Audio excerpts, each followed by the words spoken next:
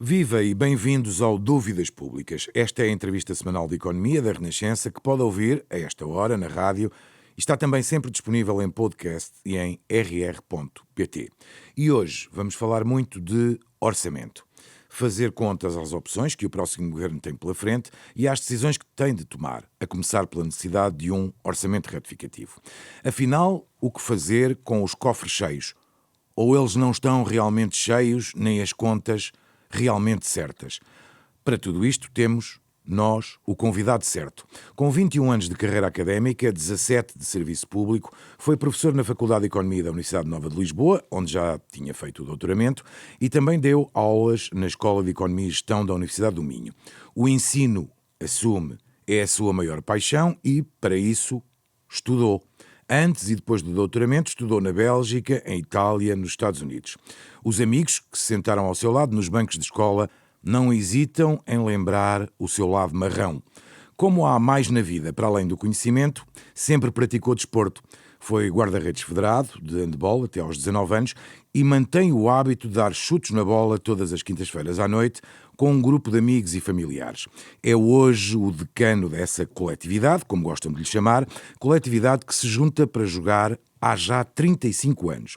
O seu perfil contempla o pudor de não emitir opiniões em público a quente, ou seja, sem tempo para pensar no que deve dizer, mas em privado assume que abre o livro das emoções ao ponto de soltar alguns impropérios quando se sente injustiçado. Em público e em privado, confessa que não desiste facilmente, levando à letra um conselho que Jorge Sampaio lhe deu quando sofreu alguns dissabores durante os anos que dedicou ao serviço público. Não desista, pediu nessa altura o ex-presidente da República. Foi secretário de Estado do Desenvolvimento Regional entre 2005 e 2009, ajudou a criar o Conselho das Finanças Públicas e desde 2018 dirige a UTAU, a Unidade Técnica de Apoio Orçamental da Assembleia da República. Rui Nuno Baleiras é o convidado de hoje do Dúvidas Públicas, numa entrevista que também será conduzida pela Sandra Afonso. E Arsénio Reis. Agradeço desde já a sua disponibilidade e começo pela atualidade. Na tomada de posse, o novo primeiro-ministro, Luís Montenegro, avisou que a teoria dos cofres cheios é uma ideia perigosa, errada e irresponsável. Afinal, há dinheiro para as prioridades identificadas pela AD, a reposição de rendimentos nas carreiras especiais, alívio fiscal e programa de emergência para a saúde? Muito boa tarde, antes de mais, e obrigado pelo convite para aqui estar convosco e quero também saudar os vossos ouvintes. Eu acho que nos últimos dias estamos a ter uma conversa de surdos. Há dinheiro, não há dinheiro, mas há dinheiro para quê? Eu pergunto, quais são as contas das medidas que querem ser executadas ainda em 2024, não é? Portanto, nós não podemos ter uma conversa vazia. Esse é o meu comentário genérico. Não é? O quanto é que custa? Por exemplo, a reposição do tempo integral dos professores e a extensão numa base de equidade deste princípio a todas as outras carreiras, e eu recordo que são no mínimo 192 as carreiras das administrações públicas, esse trabalho ainda não está concluído. Estamos a ter, aliás, algumas dificuldades no acesso à informação primária por parte da administração central. Mas se o governo e a oposição têm contas já feitas, pois muito bem, então que as coloquem em cima da mesa. Agora, estar a discutir se há espaço orçamental ou não, com o orçamento em vigor, ou se é preciso um orçamento retificativo, sem sabermos do que é que estamos a falar, da calendarização, na própria execução das medidas, e quais é que elas são, ao fim e ao cabo. Portanto, em relação a essas contas, esse trabalho foi pedido ao TAU, está a ser feito, como disse. Quando é que acha que já estará concluído ou que estará em condições de ser apresentado? Não tenho um dia preciso para lhe indicar, porque o ritmo do nosso trabalho é condicionado por fatores exógenos à nossa vontade.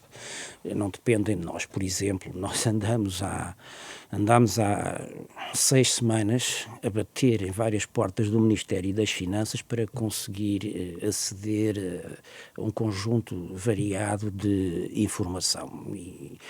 E há 2 semanas tivemos a resposta de que não nos dão os dados metodológicos que havíamos solicitado. Agora estamos a bater à porta de serviços de outros ministérios para ter acesso a dados, a microdados, ou seja, dados individuais sobre cada um dos profissionais, para já na carreira dos professores do ensino não superior. E, portanto, quer dizer, sem essa informação o trabalho não chega ao fim, mas entretanto não estamos parados. Há outras etapas do trabalho que constam do nosso planeamento e que estão em execução. Acha que essas dificuldades têm a ver com a transição do governo ou não terão mesmo, não vão conseguir ter acesso a esses dados? Para já não é da transição do governo. Aquilo que tivemos no passado Não quero alongar muito sobre isto enquanto não tiver concluído o trabalho. Como o Sénio referiu, eu não gosto de falar sem conhecer os factos, mas tenho indícios de que a própria qualidade da informação disponível nos ministérios não é a mais adequada para se fazerem previsões orçamentais sobre remunerações nas administrações públicas, mas quando nos deixarem concluir o trabalho, confirmarem isso, também vai integrar esse relatório naturalmente. Com certeza, como recomendação para melhorar. Essa resistência é historicamente assim ou sente mais hoje do que sentia há 3 anos ou 4 anos atrás? Assim, eu, na minha vida profissional, que começou na universidade, sempre, infelizmente, encontrei na administração pública uma cultura de fechamento e de desconfiança. Enfim, as coisas melhoraram um bocadinho no século XXI, houve uma maior abertura, transparência, mas eu ainda me recordo, quer dizer, para fechar a minha tese de doutoramento, o ensaio empírico que eu tinha, precisava de dados das finanças locais e não deram, quer dizer, tive que fechar com menos de 2 anos de informação porque a diretora-geral disse que não tinha autorização, eu escrevi ao então secretário de Estado que chutou para o lado, pronto, é assim. Claro que a UTAU é uma entidade, espero eu, alguma respeitabilidade junto das instituições da República e, portanto, a atitude é um bocadinho diferente, e até esperar, mas de qualquer maneira confesso a minha surpresa, porque se todos os partidos nos meses que nos antecederam pugnaram por conhecer o estudo da UTAU, ora, eu esperava que todos fizessem força no mesmo sentido. Pronto, vamos ver agora, com a mudança de governo, se as coisas, enfim, fluem mais depressa. E esta dificuldade no acesso a dados pode pôr em causa o próprio estudo e os resultados? Claro, quer dizer, vamos lá ver, se eu não tiver acesso sobre, no caso da carreira dos professores, souber quantos professores há em cada escalão de respectiva carreira, e o que está em causa é poder atribuir, e a passagem, digamos, ao escalão seguinte depende do número de anos em que lá se esteve, para além de ter uma classificação mínima de bom. Daí a recuperação do tempo de serviço, é exatamente isso, claro, é exatamente o que acaba de explicar. Mas está a ver, para eu saber quanto é que custa saltar para o escalão seguinte, eu tenho de saber quantas pessoas estão nesse escalão e há quanto tempo. Não é? Para depois lhe acrescentar o tempo que falta a repor e ver, nem todos vão saltar de escalão de imediato, até porque isto depois terá efeitos, digamos, adicionais durante alguns anos. Se não tiver microdados, se só me derem acesso ou só existirem dados globais, tipo médias, enfim, alguma coisa é possível fazer, mas os números serão menos fiáveis. Diz que este trabalho já começou, já foi feito algum caminho. Em 2019, com base em valores avançados pelo Ministério das Finanças, a UTAU calculou que a reposição do tempo de serviço em todas as carreiras especiais iria custar 567 milhões por ano. Este valor ainda está atualizado ou poderá estar longe da realidade? Não sei, está muito diferente. Bem, em primeiro lugar, nós aí não fizemos um estudo com a abrangência que estamos agora a fazer. O que nós pegámos foi em dados e tomámos como bons os dados que estavam no documento do Governo. Isso foi durante uma proposta de Orçamento de Estado, não é? Foi na altura do... Tomámos ainda era como Ministro das bom Finanças, Mário Centeno. a estimativa ou uma previsão que o Ministério das Finanças indicara, mas que indicara apenas para o impacto na despesa global. Esqueceu-se de descontar, digamos assim, o encaixe de impostos, contribuições da segurança social que o acréscimo de salários traria para o Estado. E o que nós fizemos foi chamar a atenção para isso, mas nós não tivemos acesso aos dados primários, que é o que estamos agora a pedir, e acho que essa foi a incumbência que o Parlamento deu à UTAU. Agora, muita coisa mudou de 2019 para cá. E, portanto, esses números não estão verdadeiros, já não estão corretos, não só foi feita alguma reposição de tempo entre 2019 e 2020, houve carreiras que, entretanto, viram as suas remunerações de base melhoradas, por exemplo, a de carreira dos técnicos superiores na administração central, que este ano, mas de forma faseada, tem saltos, enfim, acréscimos nominais que variam entre os 2,4% para o escalão mais elevado e vai até 23% ou 24% para os escalões inferiores. É um acréscimo significativo e, portanto, a própria extensão numa base de equidade do que se fizer aos professores das outras carreiras tem que ter muito cuidado, porque as carreiras têm sido tratadas de maneira diferente ao longo do tempo. Essa era uma questão. As conversas não têm necessariamente de ser lineares e, portanto, podemos andar para a frente e para trás. Quando a Sandra começava por questioná-lo sobre as prioridades da AD, recordo-me que este governo dizia sempre que o perigo de, digamos, dar aos professores aquilo que eles reivindicavam em termos de tempo de serviço era o alargamento a outras carreiras e que dificilmente haveria condições para o fazer. Acha que realmente não há condições para isso? Deixem-me chegar ao fim do estudo para podermos falar, não é? Mas repare, já terá uma ideia. Com base em que contas é que o governo anterior dizia que... Não nos deu essa informação. Olha, essa foi exatamente o pedido que eu dirigi não só a duas direções gerais que desconheciam o estudo, sequer nem sabiam quem o tinha feito, do governo no qual se terá assentado para dar uns números mais recentes do que esse. Numa entrevista ao Expresso, sim, em fevereiro, 2022. Uma notícia do Expresso, em janeiro de 2023, são apresentados os números assim a seco de impacto da reposição integral do tempo de serviço nos professores e uma projeção do que aconteceria nas outras profissões. Quer-nos recordar esses números já agora? Não tenho de cor os 300 números, mas eram milhões. 300 milhões de um lado e para outro, não sei se eram mais 200 ou 300 milhões, mas é assim, então mostra, quer dizer, faz parte de um trabalho de investigação começar por reconhecer o que é que existe na literatura publicada. E aqui, neste tipo de trabalho, a literatura também pode ser a internet, e, nomeadamente, peças da comunicação social. Pois, se o gabinete do ministro terá facultado à redatora desse jornal informação, porque é que não a dá também ao tal? Que números em que isso assenta? Claro que nós não iríamos copiar, como é evidente, só quem não me conhece é que poderá ter a ousadia de dizer que a UTAU iria copiar os estudos do governo. Mas seria uma peça que ajudaria a encurtar tempo, não é? Porque o conhecimento produz-se sobre conhecimento anterior. Nós não estamos a inventar a pedra ou a roda sempre que fazemos uma pergunta de investigação, não é? Isto leva a uma outra questão, que esta é uma daquelas medidas ou da promessa para cumprir em 60 dias. Tendo em conta que não há... Não sei se é o que é a reposição do tempo de serviço dos professores. Eu sei. Também não sei, ainda... não me compete a mim responder, mas não a deixei acabar a pergunta. A minha pergunta é se consegue concluir, se há condições para concluir este estudo dentro deste prazo de 60 dias. haverá,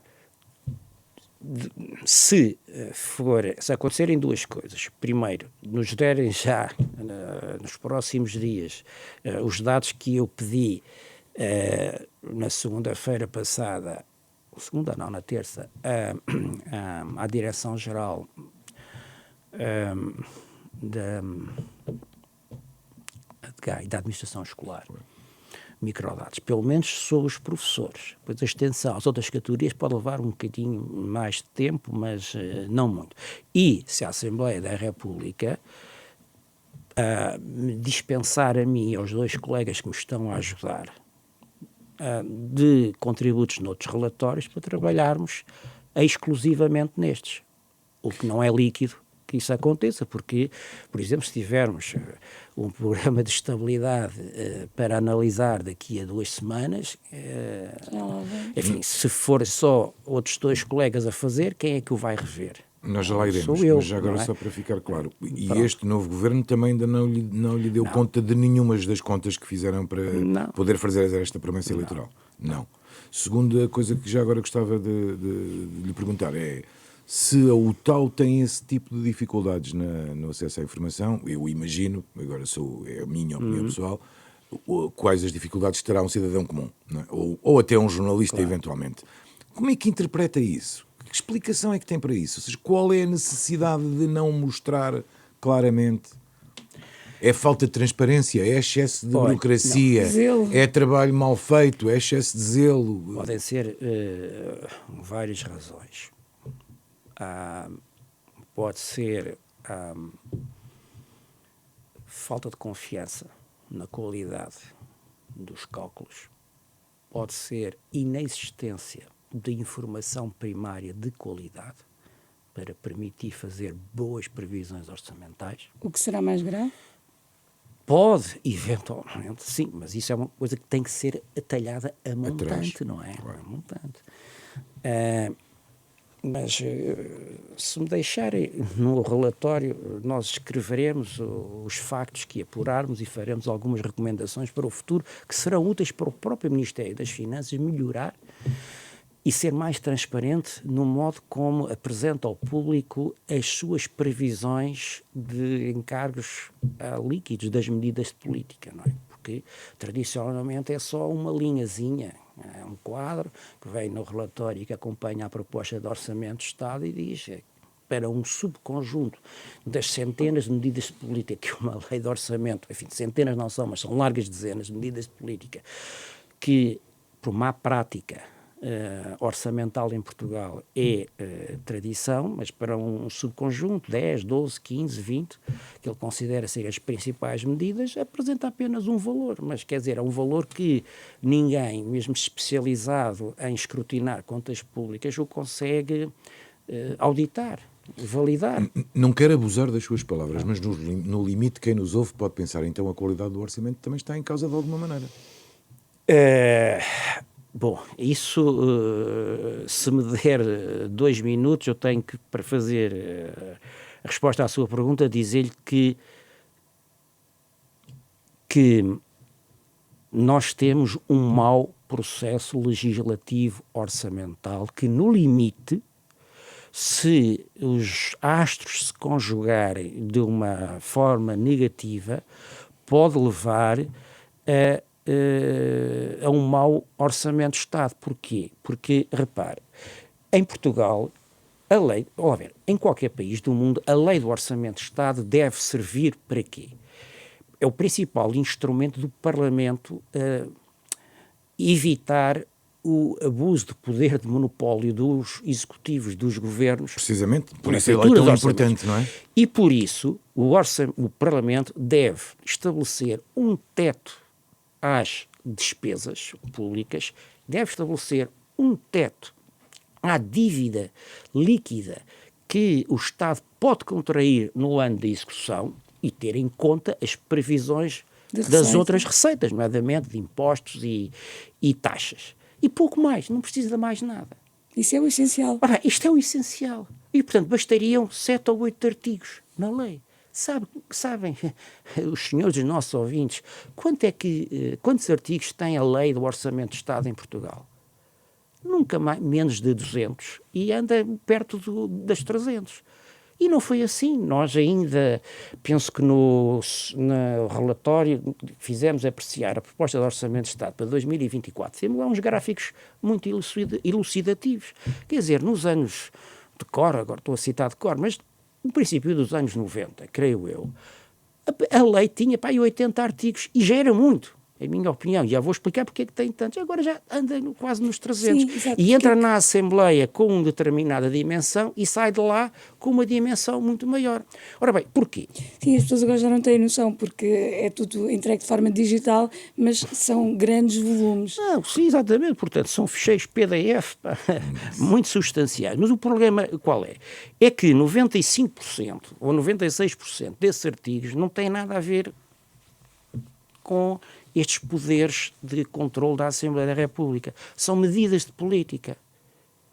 E outras coisas que se aproveita para mudar com pouca transparência para as pessoas, porque aquilo é tudo feito a correr, não é? Enquanto o processo legislativo normal tem audições das partes interessadas, tem debate se necessário, e tudo aberto à comunicação social, o processo legislativo orçamental é um processo com regras especiais, que ser mais expedito. Desde logo tem um tempo limite fixado à partida, que são 45 dias para o debate na Assembleia da República. E, portanto, e depois aproveita-se precisamente porque é isto, para enxertar nessa lei, devia ter apenas meia dúzia de artigos, metem-se lá larguíssimas dezenas, que são as medidas de política. É isso que torna, pois, muito difícil, em contexto de parlamento fragmentado, como temos agora, a aprovação. Porque as pessoas, ou os deputados, em vez de incidirem sobre as balizas contabilísticas do orçamento, tetos de despesa, previsões de receita, dívida, não. Vão discutir as medidas que lá querem ver colocadas, as medidas políticas. E às vezes perde-se muito tempo com... Não. E agora veja o meu argumento para os tais riscos de mau orçamento. É que depois tudo é votado em 4 dias seguidos, são maratonas.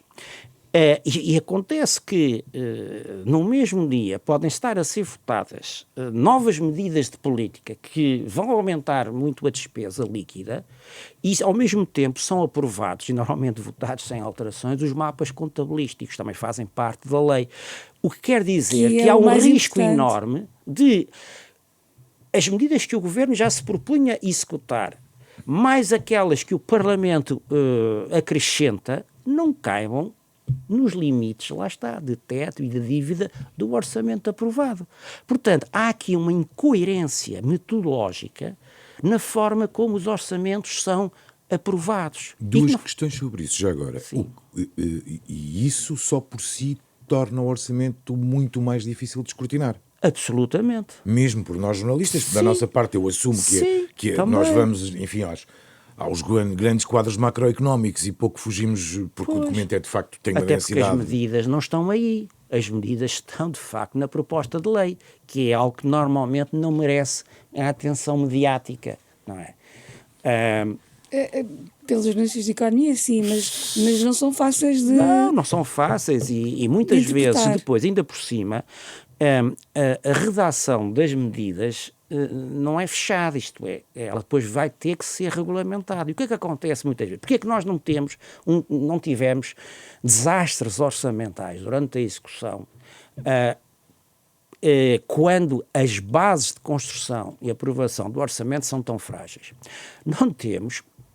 Mas há ali margem de manobra também. Porque o governo de turno tem vários instrumentos para impedir o desastre, mas isso tem um custo microeconómico para o país, se quiser, para a qualidade dos bens que o Estado fornece aos cidadãos, tremendo. E que eu estou farto de alertar para isso, mas a mensagem tem alguma dificuldade em passar. Isso leva-nos a uma das ferramentas que tem sido, ou foi mais utilizada durante os governos de António Costa, que foram as cativações, para controlar a despesa. Sim, para além de também não executar algumas medidas, ou empurrar com a barriga a regulamentação de medidas que a oposição conseguiu colocar na lei do orçamento. Portanto, isso de também é adiar. uma forma de, exatamente, fazer com que os mapas contabilísticos foram escritos antes de se conhecerem as medidas que o Parlamento colocou na lei.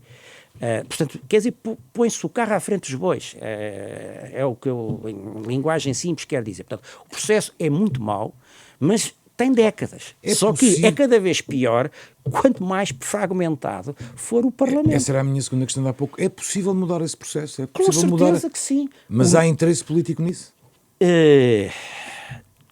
Temos que fazer... Percebo pela sua expressão, não querendo abusar, que tem dúvidas sobre se há realmente esse interesse. Sim, tenho dúvidas. Deixe-me dizer que aquilo que eu estou a dizer está fundamentado num estudo muito aprofundado que nós, o TAU, fizemos por nossa iniciativa e que publicámos em março de 2022, que faz um diagnóstico muito exaustivo do processo legislativo orçamental português, tem algumas comparações internacionais e termina com um conjunto de recomendações muito grande, não é? E de facto, e por isso digo, há maneiras de fazer um processo diferente. Ouça, eu hoje, portanto, eu tenho lá uma proposta de um novo modelo para consideração pelos portugueses e pela classe política, mas eu hoje diria, já quase 2 anos passados, que eu até nem é o meu modelo ideal. O meu modelo ideal é um que tenha só as tais 7 ou 8 artigos e que as medidas de política para executar no ano do orçamento tenham sido deliberadas, legisladas, negociadas com os partidos antes de se aprovar e de se fazer o orçamento do Estado, porque o Governo, que é o responsável pela fazer caber a despesa dentro do orçamento, sabe exatamente qual é o que é que vai executar. Isto é uma das reformas estruturais que há muito tempo é pedida.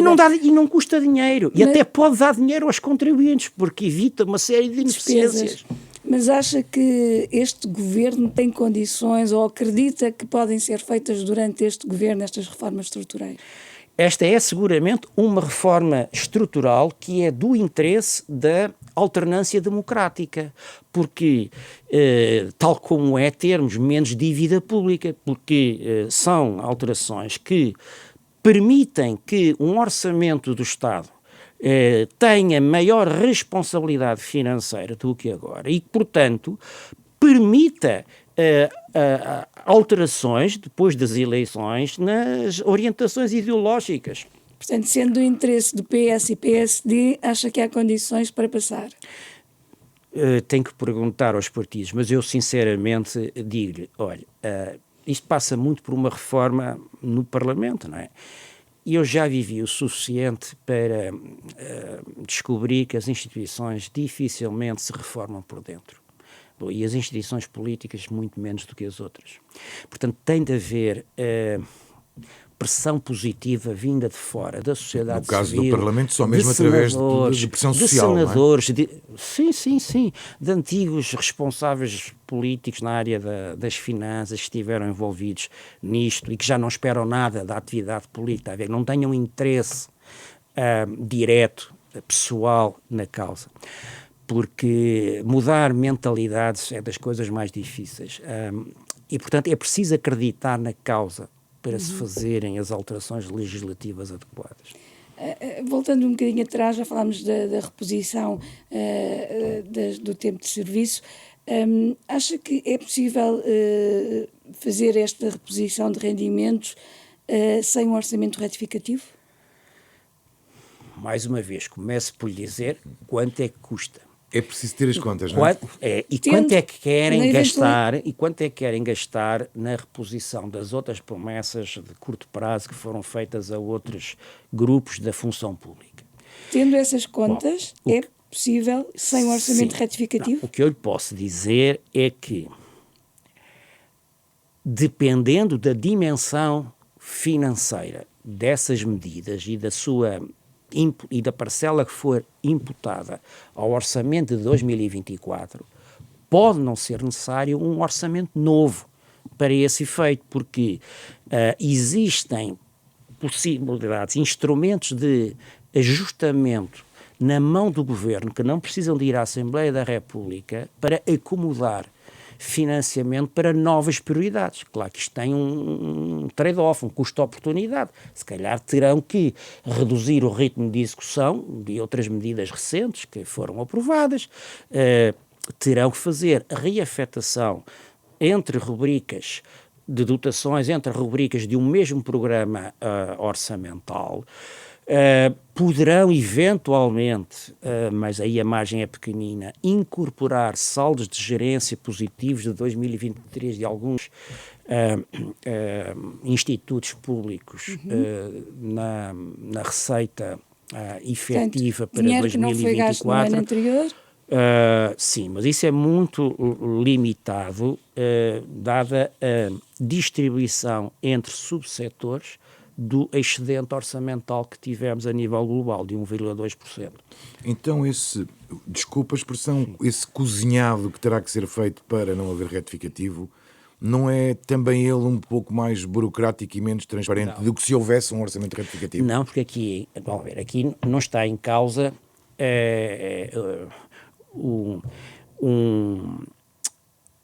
vamos lá ver, fazer alterações de dotações, sei lá, reduzir um bocadinho a dotação de subsídios e passar para encargos com pessoal. É disso que eu estou a falar. Quer dizer, isto é feito é uma todos prática os anos. comum. É uma prática comum. Todos os governos fazem isso, exatamente. Pronto, chega-se a meio da execução. Está-me a faltar dinheiro aqui, por exemplo, para encargos com pessoal ou para transferências que tenho que fazer para entidades fora das administrações públicas.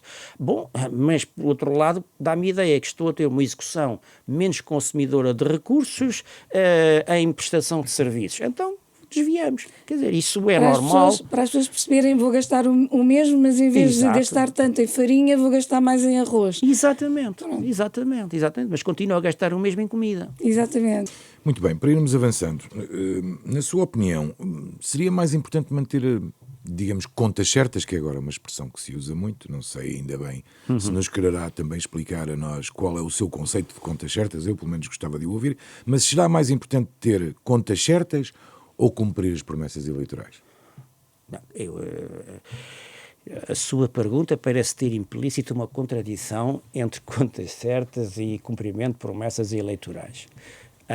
Sobre isso, eu já referi que não tenho elementos objetivos para me pronunciar. Eu só a coloquei assim porque, enfim, nós historicamente estamos habituados a que dificilmente com contas certas se cumprem neste país todas as promessas que se fazem numa campanha. O que é contas certas, não é? É uma expressão que só surgiu agora há pouco tempo, mas que não tem nenhuma correspondência técnica.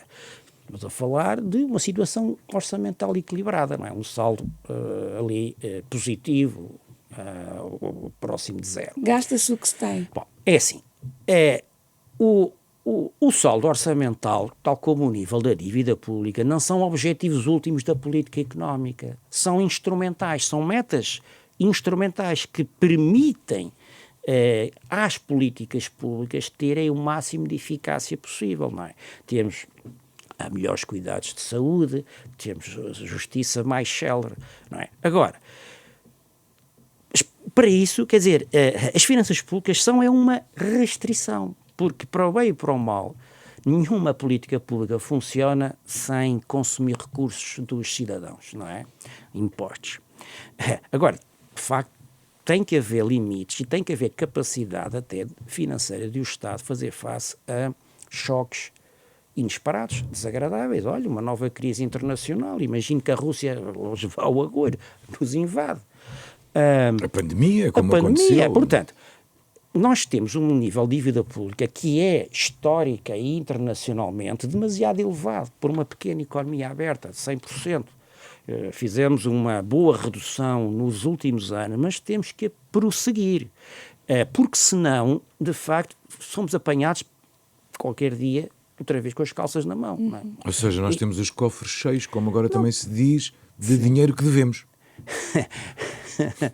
Bom, na verdade, a dívida pública em determinado momento é, se quiser, a soma à medida dos saldos orçamentais passados, não é? Certo. E essa soma sim. muito negativa. Sim. Não é? E, portanto, vamos ter que passar uns anos com saldos orçamentais positivos.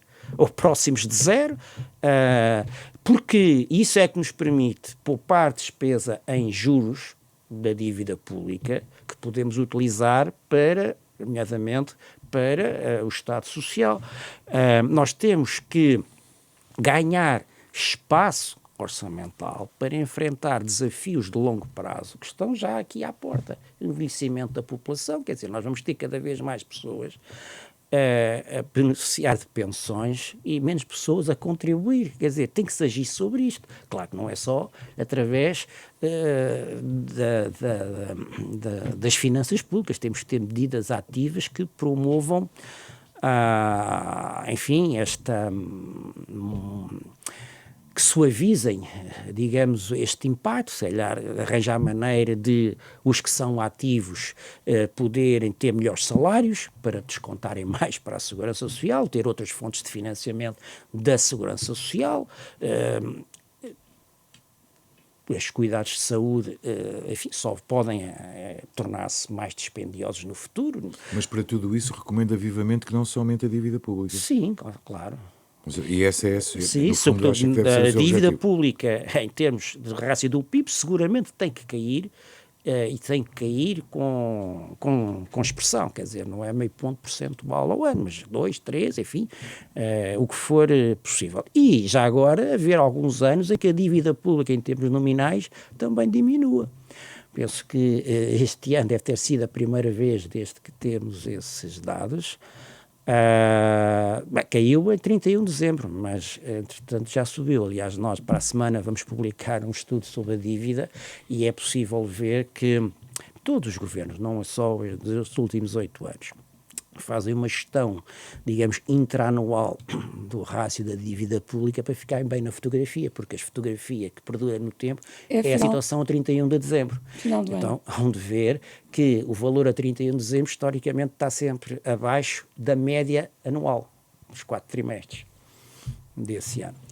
Chegou a criticar a política de cativações dos governos de António Costa, que já aqui falámos. Mantém essa crítica? Não, sim, e não é só as cativações, vamos lá ver, o Ministério das Finanças usa um conjunto de 8 instrumentos, digamos assim, são técnicas de gestão do orçamento para racionar a despesa que os serviços podem fazer. E que têm conduzido sempre a que os serviços não conseguem gastar o orçamento que lhes foi aprovado pela Assembleia da República. Fica sempre abaixo. As cativações são um desses instrumentos, mas também são as chamadas reservas orçamentais que existem em cada programa de cada Ministério, as dotações centralizadas do Ministério das Finanças para acorrer a fins específicos, e depois temos um outro, enfim, a dotação provisional, embora esta aqui eu compreendo que é uma almofada de segurança para choques, embora às vezes é para situações que estão mais ou menos previstas, como seja aumentos de salários. Bom, e depois temos um outro conjunto de 4 instrumentos não convencionais e que esses realmente eu acho que em conjunto com as cativações e as reservas orçamentais têm um custo na eficiência das empresas públicas e dos serviços públicos brutal. Porque, vamos lá ver, deixem-me dar um exemplo. Imaginem que uma trabalhadora entra em licença de parto. E se essa trabalhadora for essencial e tiver que ser substituída temporariamente, apenas enquanto ela está fora, o Conselho de Administração de uma empresa pública ou o Conselho Diretivo de um instituto não tem autonomia para recrutar. Reparem que não é um aumento da despesa permanente, porque é uma substituição. E o dinheiro está lá no orçamento. Não é? Mas tem que instruir um processo administrativo colher parecer favorável da Secretaria-Geral do Ministério da Tutela, parecer favorável do Ministro da Tutela, depois salta para o Ministério das Finanças e para o Ministério da Presidência para reconhecer pareceres favoráveis dos respectivos serviços, que muitas vezes repetem aquilo que a Secretaria-Geral do Ministério de Origem disse, se há ou não há justificação, se tem cabimento na despesa. E depois, quando tudo isso, muitas vezes... Quando tudo isso estiver terminado, a baixa de maternidade terminou, entretanto, também a funcionária já voltou. Ou termina o ano e o processo administrativo cai, caduca, portanto, é o chamado veto de gaveta. Mas são 3 ministros, quer dizer, no fim da linha, é a assinatura de 3 membros do governo para autorizar a substituição de uma enfermeira, por exemplo, no SNS. Querem outro exemplo de intromissão fina, nano, na gestão de uma empresa pública. Repare, uma empresa pública perdeu uma série de quadros qualificados, pessoas já com 40 e tais, 50 e tais anos, produtivas, foram para a concorrência privada, foram para o estrangeiro, morreram, whatever, enfim, aposentaram-se. Bom, e portanto é preciso substituir alguém com a mesma qualidade. Bem, o Conselho de Administração pode abrir um concurso público para essas pessoas, pois pode, mas a autonomia do Conselho de Administração termina na oferta do salário de entrada previsto naquela categoria profissional. Ou seja, só está na margem da autonomia do Conselho de Administração contratar um craque para receber o salário de um júnior. Está a ver? Portanto, para conseguir pagar um salário de um sénior, tem que fazer este calvário de ir bater à porta de 3 membros do governo com carradas de ofícios justificarem. Que levam, ou seja, isto são milhares de processos administrativos todos os anos que correm por aí. Estão a ver aqui a quantidade de tempo que é dispendido por pessoas, os funcionários de todos estes serviços envolvidos e até a atenção dos membros do governo. Não tem coisas mais importantes com que se tratar. Temos uma burocracia muito pesada. Exatamente. E depois queixam-se que faltam pessoas nas operações, que são aquelas para atender o público, para... Enfim, tudo o resto. Quer dizer, portanto, o próprio processo interno absorve recursos que deviam estar nas operações. E não estão na área administrativa e financeira apenas para cumprir esta coisa. Portanto, isto são técnicas realmente que controlam a despesa, mas que geram externalidades negativas à economia. Com custos elevados. Contribuem para a perda de qualidade dos serviços que são prestados às empresas e aos cidadãos. Agora, não tenho dúvidas. Agora deixe-me só terminar. Sim, claro. Mas eu também compreendo a dificuldade de um Ministro das Finanças, com o processo legislativo orçamental que tem e com o risco de a Assembleia da República lhe enfiar na proposta de lei uma carrada de medidas de política que custam uma pipa de massa e ele, se as for executar, não consegue cumprir as metas orçamentais com que o Governo se comprometeu e pelas quais irá ser julgado. Não é? E portanto, digamos que enquanto nós não resolvemos o problema a montante, que é o modo errado como produzimos, negociamos e votamos orçamentos do Estado, vamos ter, se calhar, os ministros das Finanças a não querem abdicar destes instrumentos, que são muito eficazes para controlar a despesa, mas são muito ineficientes para a economia. Acha que se deve manter o veto do Ministro das Finanças? Não, eu sou favorável. Ouça, num mundo ideal, nós devíamos ter o processo legislativo orçamental, como eu vos digo, uma lei do orçamento no limite sem medidas de política, ou então com as medidas de política acordadas e negociadas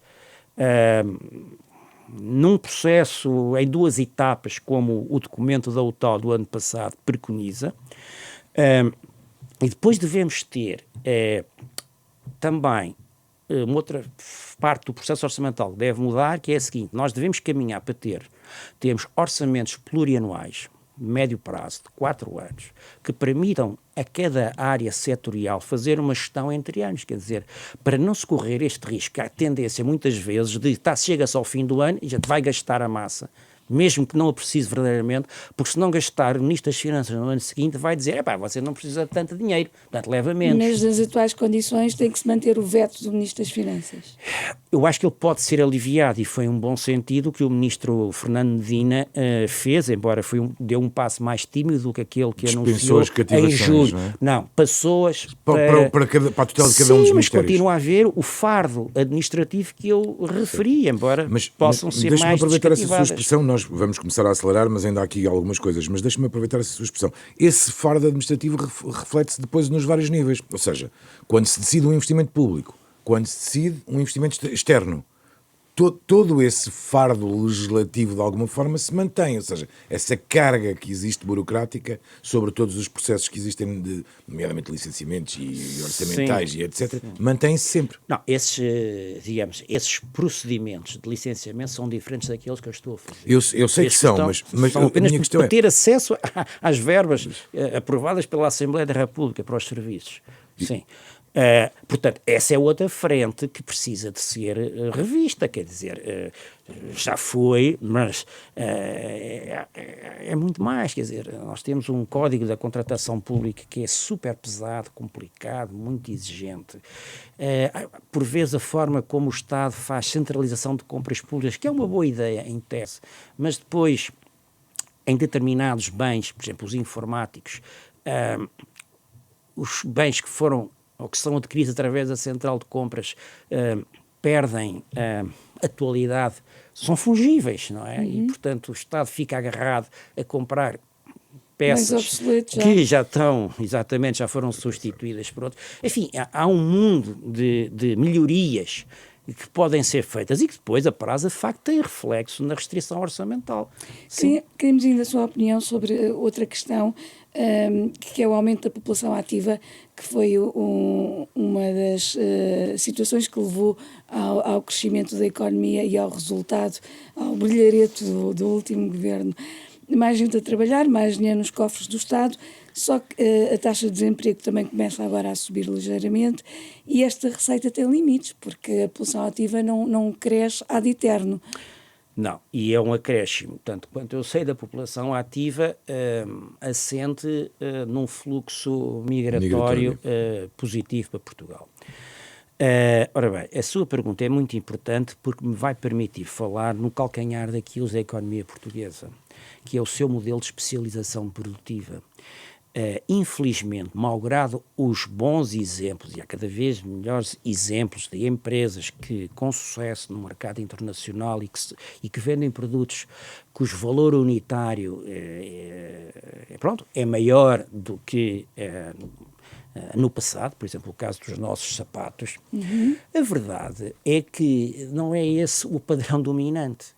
Nós continuamos a ter uma economia demasiado assente em qualificações baixas. E baixos salários. E é por isso que, porventura, a maioria dos imigrantes que temos recebido nos últimos anos é para trabalhar na hotelaria, na construção civil, nas entregas, porta a porta, na agricultura. Claro que isso acaba por contribuir um bocadinho para o PIB, para o aumento das contribuições para a Segurança Social, que de facto têm subido sempre, mas infelizmente é à custa da manutenção de um modelo de desenvolvimento económico assente em baixos salários.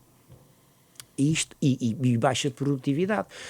Também a UTAU tem publicado estatísticas sobre isso. Uma vez mais eu remeto para a nossa apreciação à proposta de Orçamento de Estado para 2024, estatísticas internacionais de longo prazo, algumas que vêm dos anos 60 do ano passado, sobre produtividade,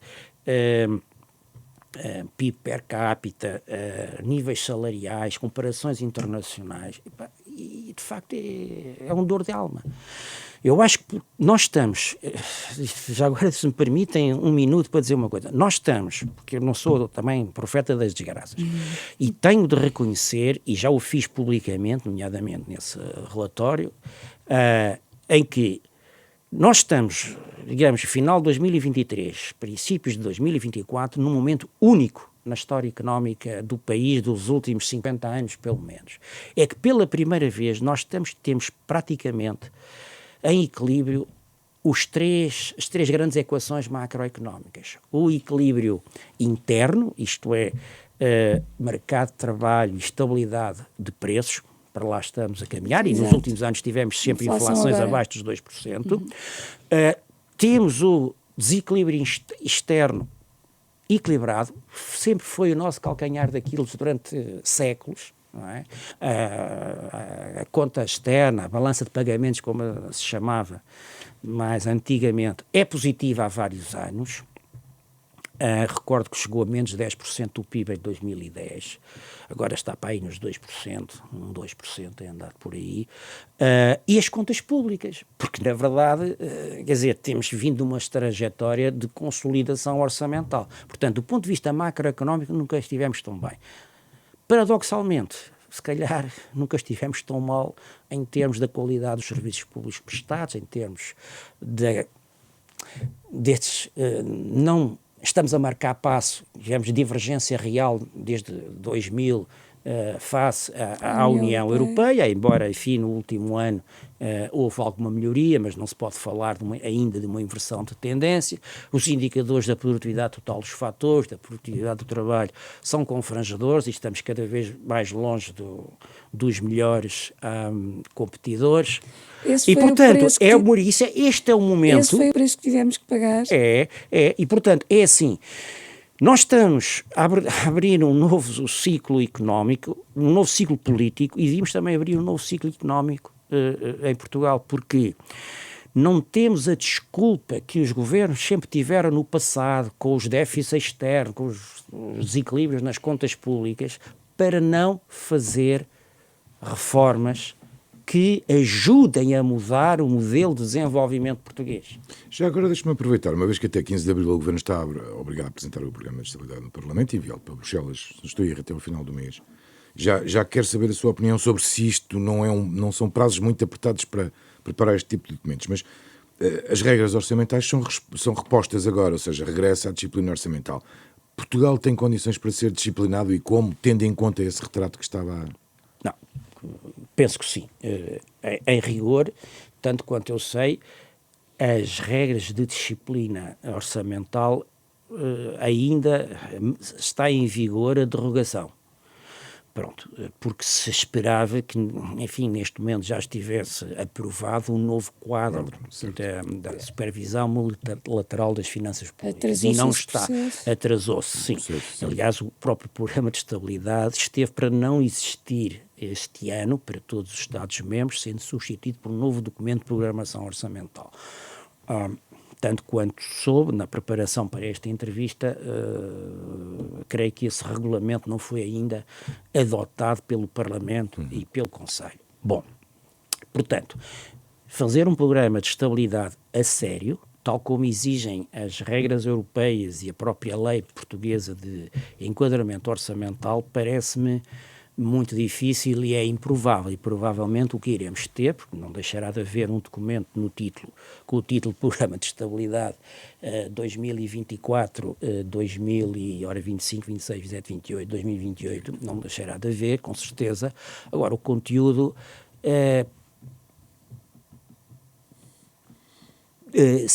dificilmente respeitará os cânones técnicos e legais, como seja... incorporar nas projeções macroeconómicas e nas projeções de receita e despesa o impacto das principais medidas de política novas, não é? Pronto, eu não sei se o Ministério das Finanças começou já este trabalho. Fernando Medina diz que sim. E acho que isso é uma questão de cortesia boa, que deve saudar se ele o ter feito. Agora, ele de certeza que não pediu ao GPARI, que é o serviço que o Ministério das Finanças mais contribui tecnicamente para esse documento, para incluir lá as medidas de política do novo governo, que ainda não existia, não é? Portanto, tem de ser o novo ministro a dialogar com os serviços e dizer o que é que quer fazer. Agora, eu não sei, enfim, o governo tem tanta coisa para fazer nestes primeiros dias, quer dizer, nem gabinete tem constituído, nem tem ainda secretários de Estado, tem que se concentrar na feitura do programa do Orçamento de Estado, vai ter que estar um dia, ou 2 dias, não sei, na Assembleia da República sentado. Nestas condições... Como é que, quer dizer, há tanta coisa para fazer, portanto, parece-me, visto de fora, e portanto não tenho a informação completa, mas muito improvável que esse programa a ser entregue a 15 de Abril à Assembleia tenha medidas de política. E, portanto, se não tiver, é um documento com pouca utilidade, enquanto instrumento de planeamento de médio prazo. Não planeia nada de médio prazo, não nos diz ainda nada, não há tempo para refletir isso, e, portanto, quando muito valor... estará na atualização do cenário macroeconómico para este ano e numa estimativa, numa primeira estimativa de execução das contas públicas em 2024. Pronto. Aliás, isto não é novidade. Em 2022 sucedeu o mesmo. Não é? Houve uma mudança de governo mais ou menos nesta altura e aí a liderança continua a ser do PS, mas também não tinha medidas de política. Já não temos muito tempo. Deixe-me só perguntar-lhe, dada esta dificuldade em termos de tempo, há alguma possibilidade de Bruxelas dar mais tempo a Portugal? Não, creio que não. Os calendários são muito rígidos. Iguais para todos, exatamente. Ainda outra pergunta. Para este ano está previsto o pagamento do 5º e 6º cheques do PRR. Para isso, Portugal tem que cumprir uma série de formalidades importantes, metas e objetivos, entre eles a aprovação no Parlamento da reforma da administração pública. Será uma aprovação fácil, já que permite desbloquear dinheiro, ou as diferenças políticas podem arrastar este processo, na sua opinião?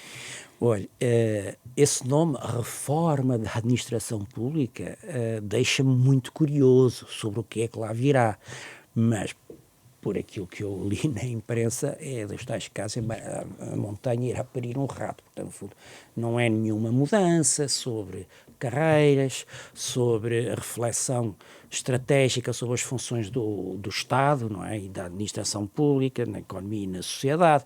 Portanto, provavelmente serão uns rearranjos de orgânicas, de ministérios, enfim, e portanto... Será uma reforma para desbloquear os dinheiros europeus? Infelizmente, sabe, olha, esse é outro pecado estrutural da economia portuguesa, é que nós trabalhamos demasiado para o subsídio, não é? E habituamos muita gente a depender do dinheiro de Bruxelas. E pronto, e valoriza-se mais a quantidade de dinheiro que se gasta do que a qualidade do dinheiro que se investe. Ainda uma pergunta sobre a TAP. É uma matéria que transitou do anterior executivo, a privatização da TAP. Acha que esta é a melhor altura para avançar ou seria avisado adiar este dossiê? Não tenho opinião formada. O que eu devo dizer é que, primeiro, é bom e saúde os trabalhadores e a FIA e as equipas de gestão da TAP SA, Sociedade Anónima, pelos resultados positivos de 2023. Mas eu chamo a atenção dos ouvintes que o Grupo TAP tem uma outra empresa que até há poucos anos era a proprietária da TAP SA, que é a TAP SGPS, que foi a holding do grupo. E eu não consegui encontrar as contas desta empresa na internet, na pesquisa que fiz ontem. Também descobri que as contas de 2022 só foram divulgadas em agosto de 23. Bom, e a TAP SA, em grande medida, conseguiu estar a dar lucros um bocadinho em 2022 e agora um bocadinho mais, porque foi despojada das dívidas que tinha, e as dívidas foram arrumadas na TAP SGPS. E, portanto, eu gostava que o Governo pudesse divulgar os resultados consolidados de todo este perímetro, incluindo a SGPS e as subsidiárias que lá estão, Portugália e outras empresas. Quais eram os resultados em 2022 Em 2022, da SGPS, pelo que eu vi, tinha um prejuízo de 1.200 milhões de euros. No relatório e contas da TAP SA de 2023, lá às tantas encontrei um mapa que diz que a TAP SGPS, só a TAP SA, deve 1.000 milhões de euros. Ou seja, os contribuintes portugueses devem à PSG há 1.000 milhões de euros. Com a reestruturação, portanto, alguma dessa isto apesar dos 3 mil e não sei quantos milhões que lá entraram. Portanto, as contas não terminam aí. Pronto, dito isto, privatização, sim ou não? Ouça, eu em princípio não tenho nada contra a gestão pública de uma companhia aérea. Mas para esta sobreviver na intensa concorrência internacional, a gestão pública tem de dispor das mesmas regras de flexibilidade que têm as gestões das concorrentes privadas. Ora, o registro histórico de Portugal a este respeito é muito mau, porque nós sabemos que ao longo, para já, a TAP foi criada em 1945 e teve décadas sucessivas de prejuízo e inúmeras situações de falência técnica. E todos nós sabemos que o contexto em que a gestão pública é exercida tem limitações que a gestão privada das empresas estrangeiras não tem. Eu reconheço que a ideologia divide os partidos e se calhar divide também a opinião pública sobre o que o Estado deve fazer com o grupo TAP. Pronto, há pessoas para quem o grupo dê prejuízo ou lucro, nunca deve ser privatizado. Eu respeito, também respeito as pessoas que, perante tantos anos seguidos de má gestão pública sob os governos de todos os matrizes partidários que houve, isto deve constituir razão suficiente para privatizar. Eu gostaria de ser um bocadinho mais técnico e ter informação, saber qual é o modelo de negócio, como é que isto se relaciona com o futuro aeroporto e tudo isso, mas pronto, é o que eu posso dizer neste momento. Estamos quase a terminar, mas não queria deixar de lhe perguntar. A UTAU já esteve, no fundo, em risco de ser dissolvida. A UTAU, que dirige, que lidera, em 2009. Continua em funcionamento, com poderes reforçados. Sem a garantia da independência política, pode estar de novo em causa... Poderes reforçados, não. O que se fizeram, digamos, na primeira metade da década passada foi aumentar o número de competências. Pronto. Ok. Agradeço-lhe a correção. Ok.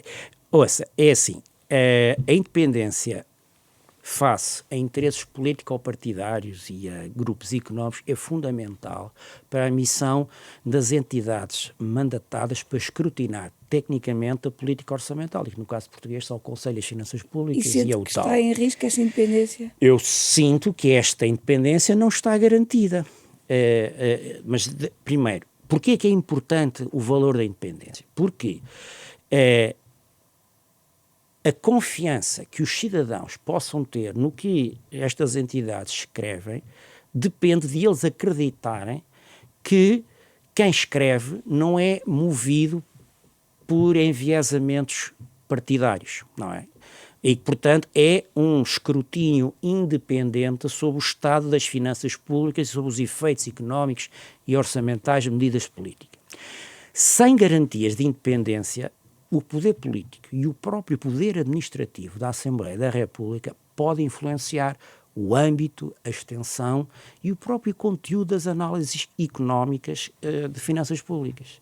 E a partir do momento em que a independência fique posta em causa, é a credibilidade da nossa produção e, por conseguinte, o prestígio da própria Assembleia da República que ficam prejudicados. Okay? Que é importante que as pessoas saibam, tenham a noção de que a respeitabilidade e a credibilidade de uma pessoa ou de uma instituição são como a pasta de dentes. Experimentem enfiar a pasta no tubo. É muito difícil. Pois é, o mesmo sucede com a conquista dessa credibilidade, dessa confiança. Dá muito trabalho, muito suor e exige muito talento. Mas destruir estes valores é muito fácil. É como fazer assim à bisnaga. Ora bem, eu já senti pressão por 2 vezes. Uma para mudar conteúdo de um relatório e outra para afetar recursos humanos a uma atividade nova, que, em minha opinião, não tinha nada a ver com a missão da UTAU. E por isso, em ambos os casos, eu resisti, não cedi a essas, no mínimo, solicitações, mas eu não os esqueci. Portanto, as pressões não tiveram efeito, existiram. E podem novamente existir. E nós temos que ter uma instituição com regras, cuja confiança e credibilidade não dependa das pessoas que episodicamente são os líderes da UTAU ou da Comissão de Orçamento e Finanças, ou o próprio Presidente da Assembleia da República, ou o Poder Administrativo. Para concluir, o que é que pode garantir esta independência? O que é que pode garantir é nós termos uma lei orgânica própria, estatutos, que assegurem princípios importantes para a independência. Entre as garantias formais de independência, posso enumerar 5 princípios, ou seja, estatuto da liderança. Tem que saber quem é que, dentro do Parlamento, escolhe o líder, de que universo, quais são as incompatibilidades de alguém para não poder ser escolhido. Tem de ter um mandato, qual é a duração, em que condições pode ser renovado, quais são as suas responsabilidades, quem e como é que é fixada a sua remuneração. Depois, é preciso que a UTAU tenha autonomia para gerir um orçamento previsível a médio prazo seu. Não é, será o poder político que fixa a restrição orçamental, mas deixem à liderança da UTAU escolher aonde é que vai gastar o dinheiro para poder entregar os resultados que o seu mandato exige. Ter também autonomia para poder estabelecer protocolos com entidades públicas e privadas para aceder a bases de dados. Ainda há poucos dias, para fazer este estudo dos professores, um serviço me disse, mas vocês não têm protocolo, eu não vos posso ceder os dados que querem sem um protocolo. Vão ver, poder contratar serviços, por exemplo, pedir a um centro de investigação universitária que nos desenvolva um programa informático para simular efeitos de políticas públicas. Eu não posso fazer isso. Nem o Ferrográfica, sou eu que as pago do meu dinheiro, porque se pedir à Assembleia da República, eu estou à espera 2 meses. Eu tenho de ter autonomia, eu não, quem for o líder da UTAU, para poder ir a cabo já, para poder contratar e reter capital humano dentro da restrição orçamental que o poder político fixar. E mais, tem de ser a liderança a fixar os salários dos trabalhadores dentro da grelha salarial que lhe for definida por uma comissão de vencimentos. Nada disto existe. Se forem ver a legislação e a regulamentação, nem sequer o legado de coordenador existe. Não está previsto. Não é lado nenhum. É uma ambiguidade sobre o desenho institucional da UTAU. Pois, a senhora chama-me coordenador. Os meus congêneres na OCDE, os países da OCDE, tratam como head da UTAU. Em Portugal toda a gente me conhece. Só no papel é que não sou. No dia em que quiserem fazer mal à UTAU, dá muito jeito não ver esse papel. Claramente. Estamos mesmo no final. Haveria muitos motivos, por tudo o que disse até, para continuarmos esta conversa, mas estamos mesmo no final destas dúvidas públicas. Nunca terminamos sem pedir aos nossos convidados que escolham, no fundo, um tema, uma música, não tem que ser a música da sua vida, mas um tema que, no fundo, gosto, que o tenha marcado. Quer partilhar e explicar a sua escolha, por favor? Sim, senhor. Eu propus a composição ano de 1812, Abertura Solene, que é mais conhecida, enfim, como a 49ª criação musical do Tchaikovsky. E ela escolha porque me evoca a amizade. Foi um grande amigo que me trouxe esta música, que trouxe o meu conhecimento quando tínhamos ambos 24 ou 25 anos. Ele vivia e fez a sua carreira na Comissão Europeia e eu passei a maior parte dos anos em Portugal. O Sérgio Mauro Carvalho, daqui mando um grande abraço, e bem como aos tantos amigos que nos conhecemos em Bruges, quando lá estudámos um ano. Felizmente ele está vivo e de boa saúde. Ele ofereceu-me um jogo famoso de tabuleiro, hoje é muito conhecido, que é o Risco. Esse, alguns ouvintes saberão, é um jogo de estratégia inspirado nas guerras napoleónicas. Ora bem, esta composição foi encomendada ao Tchaikovsky em 1880 pelo então diretor de concertos da Sociedade Imperial Russa para comemorar a vitória, ou melhor, havia 3 motivos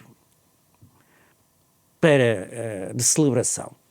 Mas o Tchaikovsky não gostou de 2 e então escolheu a terceira possibilidade, que era comemorar a vitória da Rússia sobre a França em 1812, precisamente, numa batalha importante que decorreu próximo hoje da fronteira com a Bielorrússia, em Krasnoi.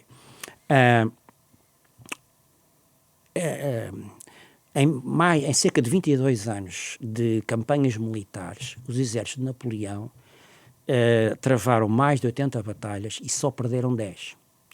Esta batalha de Krasnoi, em 1812, foi a quinta. E 2 semanas depois, os soldados franceses estavam fora da então fronteira da Rússia. E por isso é muito importante foi esta vitória, enfim, na história da Rússia no século XIX. E se prestarem atenção a alguns acordes, verificarão que são tocados acordes inspirados em 2 hinos importantes à época. O hino imperial russo, que veio em ascensão, e a Marselhesa, que então não era ainda o hino nacional francês, mas era uma espécie do hino das tropas de Napoleão, e que vem descendo, ok? Portanto, para dar aquela imagem de que um exército está a ganhar e o outro a perder. Do ponto de vista estético, eu acho que é um hino muito bonito e é particularmente empolgante quando é tocado, quando é interpretado com carrilhões, sinos de igreja e disparo de salvas de canhão. Salvas secas, bem entendido. Isso acontece na parte final, portanto, se não tiverem tempo a passar toda a composição, porque ela de facto é comprida, fica a sugestão para os nossos o final. Eu tive o privilégio de escutar esta peça uma vez, quando estava a estudar em Itália, ao vivo, com coro. É uma coisa assombrosa. Naquela praça famosa de Florença, onde está a estátua do David Michelangelo Buonarroti. E, portanto, por estes motivos todos, é com muito gosto que... Fica desvendada então a escolha de Rui Baleiras, o nosso convidado desta semana. O Dúvidas Públicas contou com o cuidado técnico do Rui Glória, a sonoplastia de João Campelo, a recolha de imagem da Marta Michão. Regressamos na próxima semana. Uma boa semana.